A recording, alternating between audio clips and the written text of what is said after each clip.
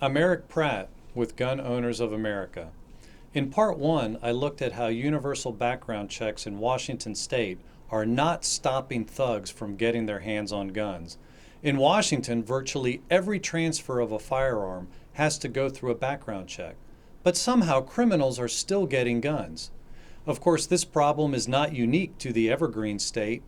Consider just some of the mass shootings in recent history where gunmen evaded background checks to get their crime guns. Adam Lanza, the Newtown, Connecticut shooter who killed his first victim, his mother, and stole her weapon before shooting up Sandy Hook Elementary School in December 2012. Or Jacob Tyler Roberts, a gunman who in 2012 stole the AR-15 that he used to shoot up the Clackamas Mall in Oregon. Or Jared Michael Paget, who also stole an AR-15, this one from a safe, before shooting up his Oregon high school last year. Or Jalen Freiberg, the Washington high school shooter who in October of last year stole a firearm from his father, who himself only got a green light to purchase the weapon because he lied on forms during the background check process.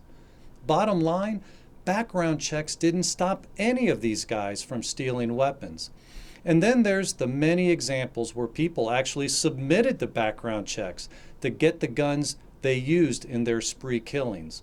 Elliot Rodger, the young man who injured or murdered 20 people near a University of California campus last year. Or both Fort Hood shooters, Ivan Lopez in 2014 and Nidal Hassan in 2009. Or Aaron Alexis, the D.C. Navy Yard gunman from 2013. Or Jared Loeffner, the guy who shot Representative Gabby Giffords in 2011. Or James Holmes, the Aurora Theater shooter in 2012. These names are just the tip of the iceberg. They all passed background checks and then used their weapons to commit mass violence.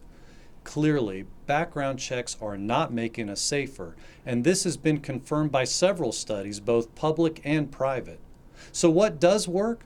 If background checks are not stopping bad guys from using weapons to commit violence, what does? The answer? Citizens, the potential victims at the scene of a crime, carrying firearms concealed, they are making a difference.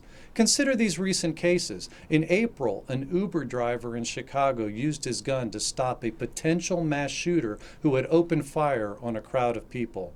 And just a few weeks earlier, a concealed carrier used his gun to stop a mass murder in a Philadelphia barbershop, prompting the police to say that he saved a lot of people's lives.